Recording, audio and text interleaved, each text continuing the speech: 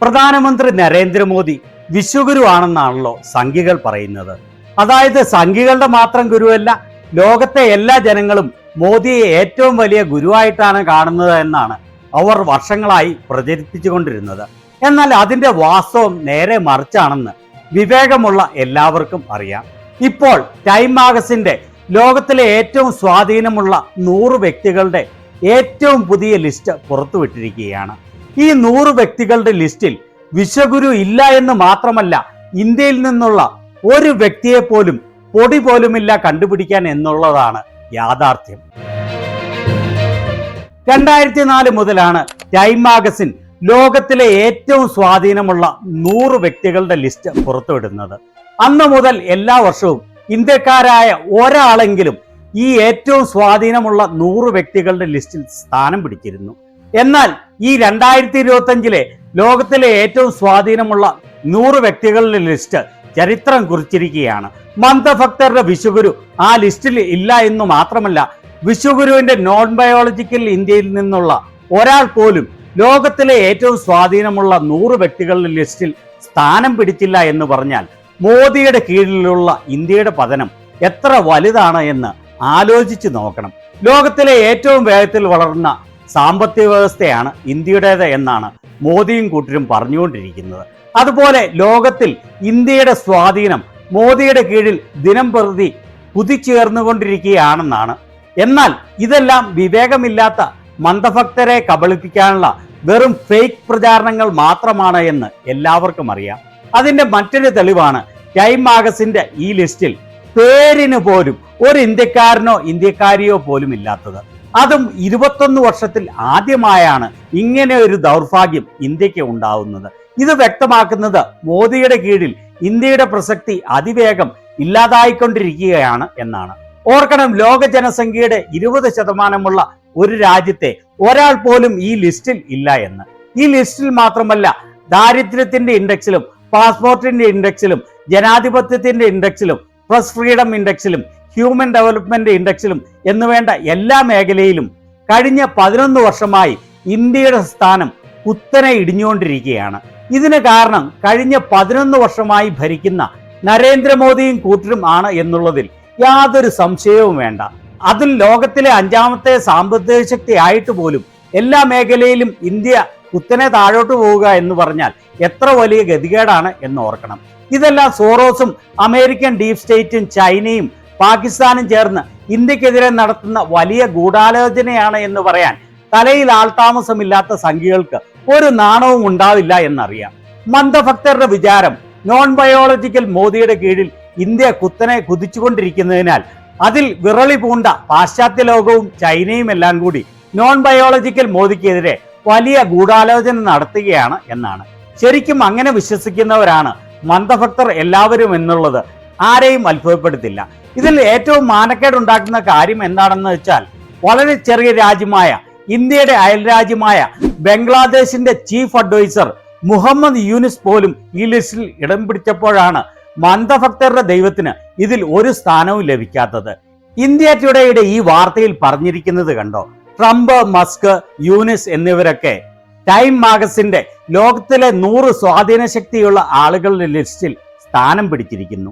എന്നാൽ അതിൽ ഒറ്റ ഇന്ത്യക്കാരൻ പോലുമില്ല. ലോകത്തിലെ പ്രമുഖരായ നേതാക്കളാണ് ഈ ലിസ്റ്റിൽ സ്ഥാനം പിടിച്ചിരിക്കുന്നത്. അമേരിക്കയുടെ പ്രസിഡന്റ് ഡൊണാൾഡ് ട്രംപ്, ബംഗ്ലാദേശിന്റെ ചീഫ് അഡ്വൈസർ മുഹമ്മദ് യൂനുസ് തുടങ്ങിയവരൊക്കെ. ഇതാണ് ലോകത്തിലെ ഏറ്റവും സ്വാധീന ശക്തിയുള്ള 100 പേരുടെ ലിസ്റ്റ്. ഇവർ ഇത് പല മേഖലകളിലായി തരംതിരിച്ചിട്ടുണ്ട്. ഇന്നോവേറ്റേഴ്സിന്റെ ലിസ്റ്റിൽ ഉള്ളവരാണ് ഇവർ.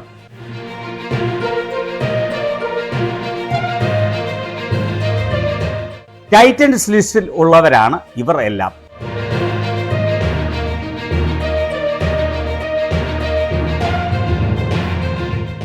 ആർട്ടിസ്റ്റുകളുടെ ലിസ്റ്റിലുള്ളവരാണ് അടുത്തത്.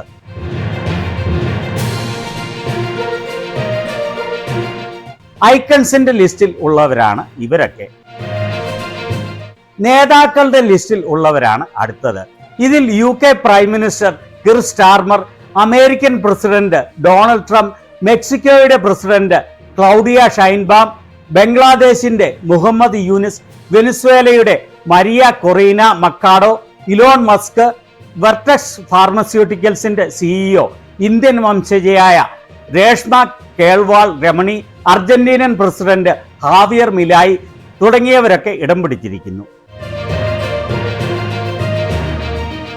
പൈനിയേഴ്സിന്റെ ലിസ്റ്റിലുള്ളവരാണ് ഇവരൊക്കെ.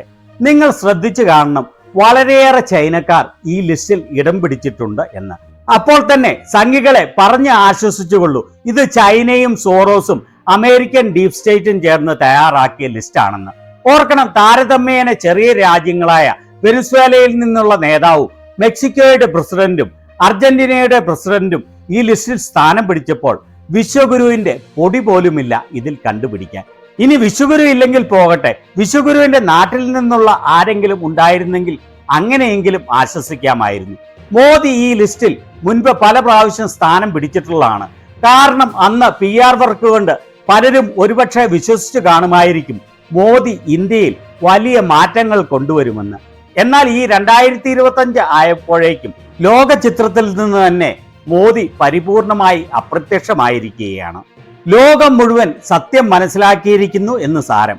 സോണിയാഗാന്ധി ഈ ലിസ്റ്റിൽ 2 തവണ സ്ഥാനം പിടിച്ചിട്ടുള്ളതാണ്, 2007-ലും 2008-ലും.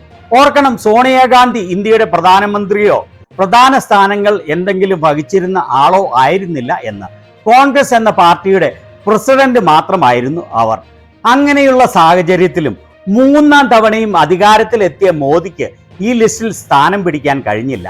അതും 240 സീറ്റുകളുമായി 3-ാം തവണയും മോദി അധികാരത്തിലെത്തിയതാണ് എന്ന് ഓർക്കണം. ഇവിടെ ജയന്ത് ഭണ്ഡാരി എഴുതിയിരിക്കുന്നത് നമ്മളെ ചിന്തിപ്പിക്കേണ്ട കാര്യമാണ്. ടൈം മാഗസിൻ വളരെ സത്യസന്ധമായാണ് ഈ ലിസ്റ്റ് പുറത്തുവിട്ടിരിക്കുന്നത്. ഒരു പ്രാധാന്യവുമില്ലാത്ത ഇന്ത്യ എന്ന രാജ്യത്തെ ആരെയും അവർ ഈ ലിസ്റ്റിൽ ഉൾപ്പെടുത്തിയിട്ടില്ല. അംബാനിയോ അദാനിയോ പോലും ഈ ലിസ്റ്റിൽ ഇല്ല. ചൗഹാനോ അയാളുടെ ബുദ്ധിശൂന്യനായ ബെഡി ദിലീപ് സൂര്യവംശിയോ ഇതിലില്ല. എന്തിനേറെ പറയുന്നു, മോദിയില്ലാതെ ഈ ലോകത്തിന് നിലനിൽക്കാൻ കഴിയില്ല എന്ന് മോദിയുടെ മന്ദഭക്തർ വിചാരിക്കുമ്പോൾ അദ്ദേഹം പോലും ഈ ലിസ്റ്റിൽ സ്ഥാനം പിടിച്ചില്ല. അദ്ദേഹം പറഞ്ഞിരിക്കുന്നത് മോദിയുടെ കീഴിൽ ഇന്ത്യ ലോകത്തിൽ യാതൊരു പ്രസക്തിയുമില്ലാത്ത രാജ്യമായി മാറിയിരിക്കുകയാണ് എന്നാണ്. വളരെ ശരിയായ കാര്യമാണ് അത് എന്ന് സമ്മതിക്കാതെ വയ്യ. കോൺഗ്രസ് വക്താവ് സുപ്രിയ ശ്രീനാഥ് പറഞ്ഞിരിക്കുന്നത് കണ്ടോ? 21 വർഷത്തെ ചരിത്രത്തിൽ ആദ്യമായി ടൈം മാഗസിൻ ലോകത്തിലെ ഏറ്റവും സ്വാധീനമുള്ള 100 വ്യക്തികളുടെ ലിസ്റ്റിൽ ഇന്ത്യയിൽ നിന്നുള്ള ഒരാൾ പോലും ഇല്ല. യുദ്ധം നിർത്തിയ മന്ദഭക്തരുടെ പാപ്പ പോലും ഇതിലില്ല. അവർ പറഞ്ഞുകൊണ്ട് നടക്കുന്നത് മോദിയുടെ പേരിൽ ലോകം മുഴുവൻ പെരുമ്പറ മുഴക്കുകയാണ് എന്നാണ്. ഇവിടെ സംഭവിച്ചിരിക്കുന്നത് വളരെ തെറ്റാണ്. ഇത് മോദിക്കെതിരെയുള്ള അന്താരാഷ്ട്ര ഗൂഢാലോചനയാണ്. ടൈം മാഗസിന്റെ ഓഫീസിലേക്ക് EDയെ അയക്കണമെന്ന് ഭക്തന്മാർ ആവശ്യപ്പെടുകയാണ്. ഞാൻ മുൻപ് പറഞ്ഞതുപോലെ ഇത് വിശ്വഗുരു മോദിക്കെതിരെയുള്ള ഒരു അന്താരാഷ്ട്ര ഗൂഢാലോചനയാണെന്ന് ഭക്തന്മാർ പറയും. അതിനെയാണ് സുപ്രിയ ശ്രീനാഥ് ഇവിടെ പരിഹസിച്ചിരിക്കുന്നത്. മോദിക്കെതിരെയുള്ള അന്താരാഷ്ട്ര ഗൂഢാലോചനയാണ് എന്ന് പറഞ്ഞ്. ഏതായാലും സുപ്രിയ ശ്രീനാഥ് പറഞ്ഞതിനോട് ഞാൻ പരിപൂർണമായി യോജിക്കുന്നു. അവർ പറഞ്ഞതുപോലെ ഉടനെ തന്നെ ടൈം മാഗസിന്റെ ഓഫീസിലേക്ക് EDയെയും CBIയെയും ഇൻകം ടാക്സിനെയും അയച്ച് അവരെ ഒരു പാഠം പഠിപ്പിക്കണം മോദി. വിശ്വഗുരു മോദിയെ ഉൾപ്പെടുത്താതെ, അതും ലോകത്തിലെ 100 പേരുടെ ലിസ്റ്റിൽ പോലും ഉൾപ്പെടുത്താതെ ഇങ്ങനെ ഒരു ലിസ്റ്റ് ഇറക്കാൻ ടൈം മാഗസിന് എങ്ങനെ ധൈര്യം വന്നു? ഒരു കാര്യം വളരെ വ്യക്തമാണ്, വിശ്വ ചാണക സയന്റിസ്റ്റ് നമ്മുടെ ഇന്ത്യയെ ലോകത്തിന് മുന്നിൽ അപ്രസക്തമായ ഒരു ലാഫിംഗ് സ്റ്റോക്കായി മാറ്റിയിരിക്കുകയാണ്.